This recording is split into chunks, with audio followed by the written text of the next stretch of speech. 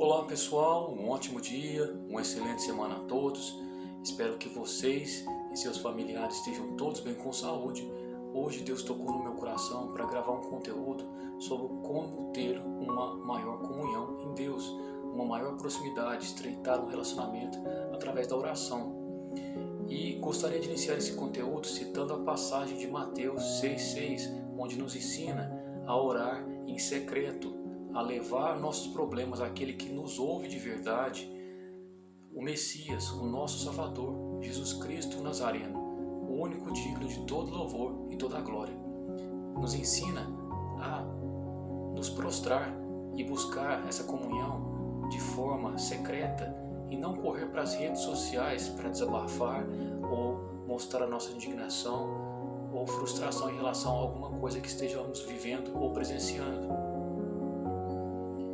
A passagem em Mateus 6,6 enfatiza a importância de buscar a Deus em oração de maneira íntima e pessoal. Essa passagem e trecho do Evangelho destaca a importância de uma relação sincera com Deus, longe dos holofotes, longe das redes sociais.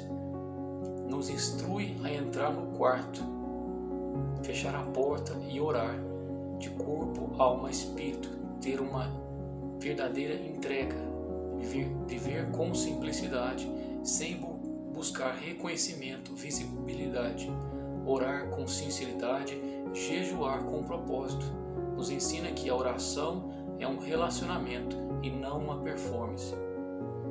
Em resumo, o trecho de Mateus 6,6 destaca a importância da oração em um lugar privado e silencioso, de forma a evitar a ostentação, a hipocrisia, o falso moralismo, os holofotes das redes sociais ou até mesmo a visibilidade. Nesse trecho de Mateus, Jesus não está dizendo que a oração deve ser feita somente em um quarto fechado, as portas fechadas, mas que devemos encontrar um lugar tranquilo e silencioso para que possamos nos concentrar, ter uma maior entrega, uma maior intimidade e nos entregarmos por completo, de corpo, alma e espírito, estreitando cada vez mais nossa relação com o Messias através da oração, uma oração sincera, um verdadeiro encontro com Deus e com o Espírito Santo. Em outras palavras, o que eu estou querendo dizer é que não é errado orar em público, é possível orar em qualquer lugar, mas é importante que seja um lugar onde possamos nos concentrar, nos conectar diretamente com Deus, ter uma verdadeira entrega de corpo, alma e espírito. A palavra de Deus nos ensina em Mateus 18:20 que, pois onde 2 ou 3 estiverem reunidos em meu nome, ali estarei eu no meio deles. Da mesma forma, em João 14:15, como Jesus disse: se me amais, guardareis os meus mandamentos. Em outras palavras, a verdadeira intimidade com Deus gera obediência. E quanto mais o conhecemos profundamente, maior se torna o nosso desejo de seguir seus passos, obedecer seus mandamentos, vivendo à risca o Evangelho. Em Tiago 1:22 nos adverte para que sejamos cumpridores da palavra e não somente ouvintes, enganando-vos a vós mesmos.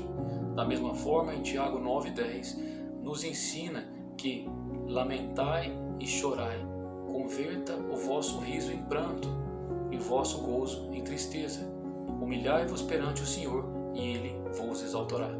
Em Jeremias 33:3 destaca a importância da intimidade com Deus, dizendo: clamem a mim e eu vos responderei, e direi a vós coisas insondáveis que você não conhece.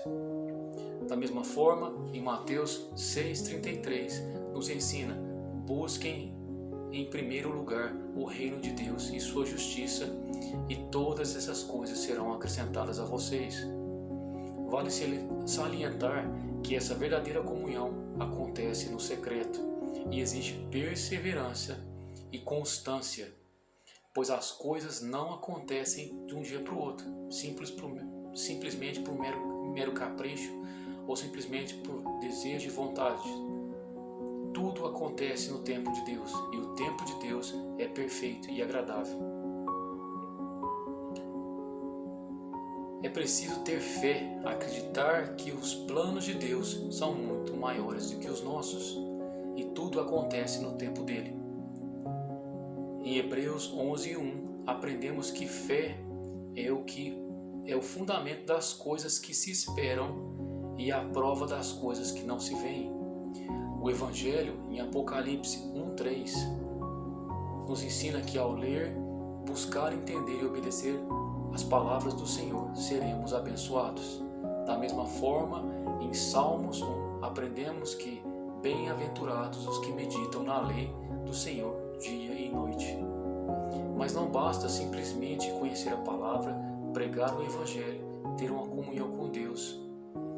Essas fases são muito importantes, mas é preciso que vivamos o Evangelho no nosso dia a dia, através do nosso comportamento e atitudes diárias. São nossos comportamentos e nossas atitudes diárias que dirão que realmente somos o que vivemos e acreditamos. Porque falar de Deus até papagaio fala. Não deixe que o seu passado, as feridas de seu coração ou marcas da sua vida influenciem na sua relação com Deus.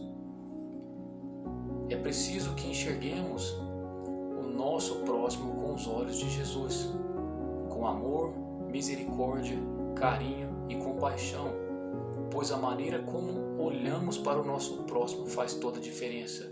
A beleza está nos olhos de quem vê.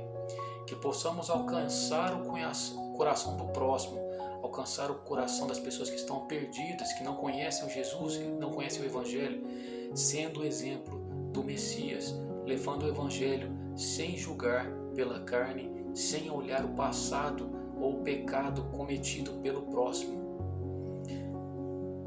Porque no final das contas somos todos seres humanos feitos de carne e osso, cheios de falhas e defeitos. Somos todos imperfeitos, buscando uma verdadeira comunhão e buscando nos tornar pessoas melhores hoje do que fomos ontem. Vejo em muitas famílias que dentro de casa, muitas das vezes, parece um campo de batalha, onde pais maltratam filhos, filhos maltratam os pais, não existe amor, não existe respeito, não existe carinho, não existe empatia, não existe compaixão. Enquanto os de fora são tratados, muitas das vezes, como reis. Imagine, por exemplo, que uma mãe preparou um lanche da tarde, a sala cheia de visitas. Estou trazendo esse exemplo aqui para uma reflexão. Imagine que essa mãe acabou de preparar um lanche da tarde e essa sala está cheia de visitas e de repente uma das visitas derruba na mesa a garrafa de café.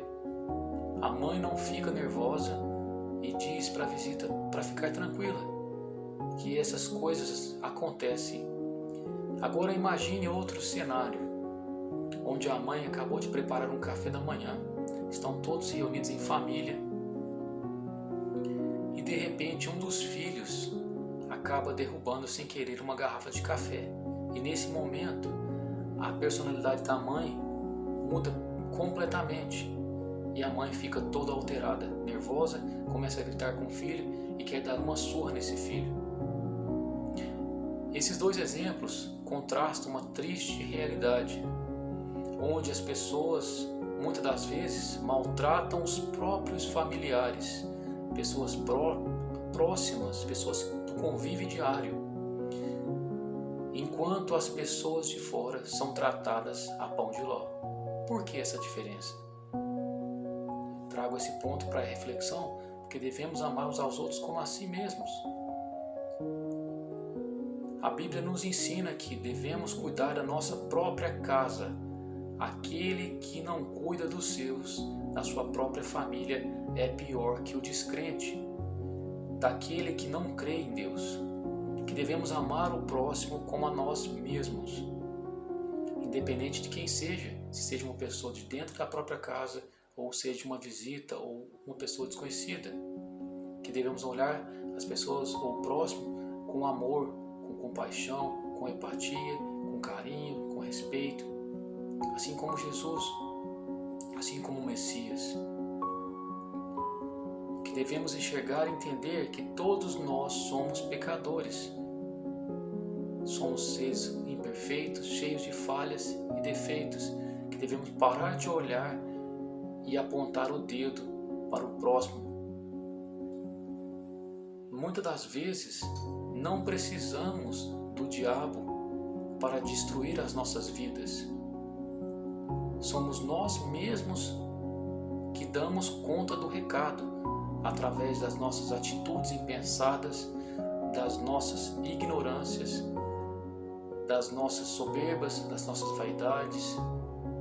Acabamos ferindo, machucando, magoando quem mais amamos, pessoas que estão próximas, pessoas que querem o nosso bem, pessoas da própria família.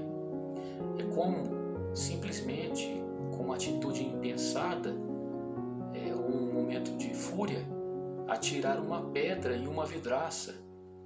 Por mais que tentemos depois recuperar a vidraça, ela jamais será a mesma. Aqueles cacos, por mais que a gente tenta recuperar e colar, nunca mais será uma vidraça completa. E isso se aplica à nossa vida diária, tanto em relacionamentos, sejam eles familiares, sejam eles de amizade, sejam eles corporativos.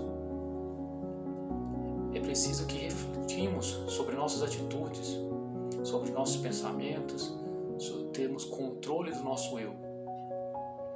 E nesse momento, gostaria de trazer uma história para reflexão de dois fazendeiros. Esses dois fazendeiros, eles eram vizinhos, e certo dia,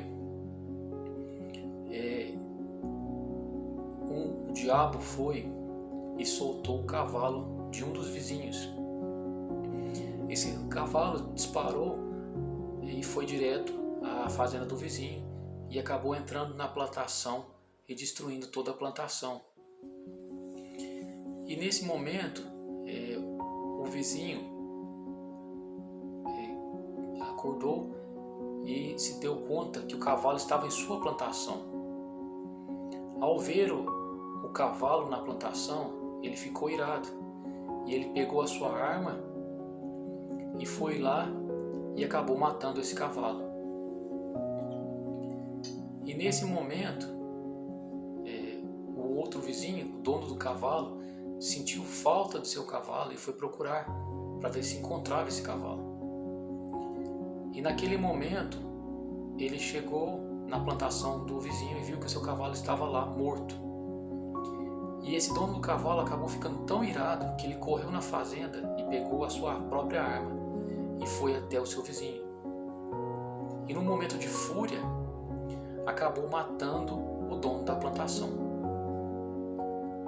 E nesse contexto todo, quando as energias e o sangue se esfriaram, esse vizinho que acabou matando o seu próprio vizinho, ele parou e refletiu: meu Deus, olha o que o diabo fez eu fazer. E nesse momento, o diabo apareceu e falou simplesmente: eu não fiz nada, eu não sou culpado de nada, eu simplesmente soltei o cavalo. Esse exemplo mostra e contrasta que, independente de qualquer situação, dificuldade, pressão que estejamos vivendo, somos nós que seremos responsáveis pelas nossas reações. Independente de que sejamos tentados, é preciso que tenhamos autocontrole para que pensamos nas consequências dos nossos atos. Porque muitas das vezes, em um momento de fúria, em um momento impensado, podemos tomar certas atitudes que nunca mais terão voltas, como essa história dos dois fazendeiros, que muitas vezes as pessoas agem de certa maneira e acabam causando certas consequências que irão prejudicar não só a eles mesmos, mas várias pessoas estarão envolvidas. E eu estou citando esse exemplo dos dois fazendeiros para mostrar que o diabo muitas das vezes ele sonda como um leão procurando a quem possa devorar, mas ele só faz a faísca e só vai decorrer daquilo ali só vai acontecer se nós dermos brecha, como a história do fazendeiro. Então, que possamos reconhecer nossa insignificância diante de Deus, diante do universo, que possamos nos prostrar, que possamos reconhecer nossas ignorâncias e fraquezas, que possamos pensar nas consequências dos nossos atos antes de tomar qualquer atitude, porque assim muita coisa ruim poderá ser evitada. Pessoas poderão deixar de serem feridas. Que nós possamos nos colocar sempre no lugar do próximo, abrindo mão do nosso egoísmo, do nosso individualismo. Que possamos buscar servir mais, abrindo mão de sermos servidos. E que possamos aumentar cada vez mais nossa comunhão diária com Deus, através da leitura da palavra do Evangelho, do jejum e oração. Espero que essa mensagem possa chegar no coração de cada um de vocês. Deus abençoe a todos, um ótimo dia e uma excelente semana.